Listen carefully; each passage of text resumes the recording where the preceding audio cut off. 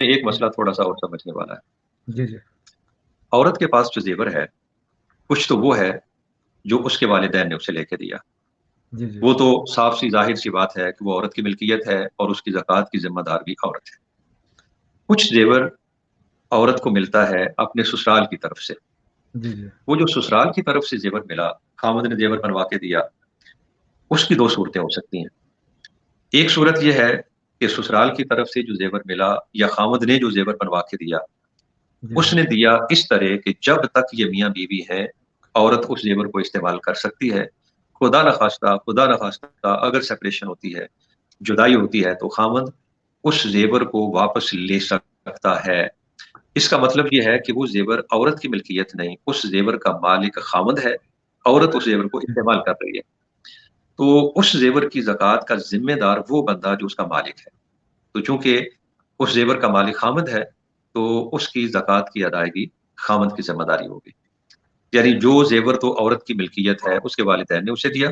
وہ عورت کی جی ملکیت ہے، وہ چاہے تو رکھے چاہے تو بیچے، وہ خامد کا نہیں بیوی کا ہے، اس کی زکوٰۃ بیوی کے ذمہ واجب۔ جو زیور خامد نے لے کے دیا، اگر اس نے اس طرح دیا کہ یہ تمہارا ہے، خدا جی نخواستہ اگر سپریشن ہوتی ہے تو بھی یہ تمہارا ہے،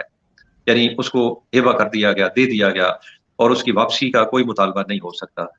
تو اس زیور کے مالک بھی عورت بن جائے گی اور اس کی زکوٰۃ کی ادائیگی بھی عورت کی ذمہ داری ہوگی۔ جی لیکن اگر خامد نے زیور دیا اس طرح کہ خدا نخواستہ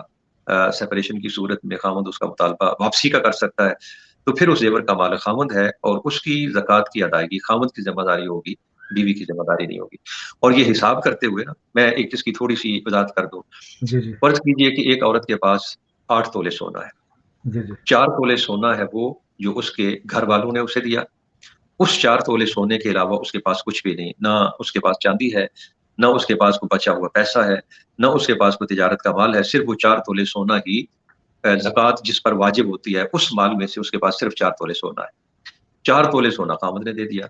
جی جی اور خامد نے دیا اس طرح کہ جب تک وہ اس کی بیوی ہے وہ استعمال کر سکتی ہے، خدا نخواستہ جدائی ہوتی ہے تو خامد اس زیور کو واپس لے لے گا۔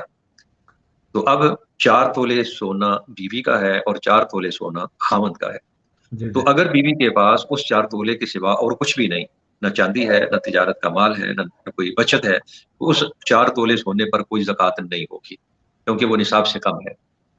تو 4 تولے سونا جو خامد کا ہے، اگر خامد کے پاس اس 4 تولے کے علاوہ اور کچھ نہیں، چاندی بھی نہیں، کوئی سیونگ بھی نہیں، کوئی تجارت کا مال بھی نہیں، صرف وہ 4 تولے ہی ہے۔ یہاں میں بات ایک بار پھر یہ عرض کرتا ہوں کہ جی جب ہم جی کہتے ہیں نا کہ اس کے پاس صرف 4 تولے سونا ہی ہے، جی جی مطلب یہ ہے کہ وہ چیزیں جن پر زکوٰۃ واجب ہوتی ہے وہ ہے صرف 4۔ تو اس میں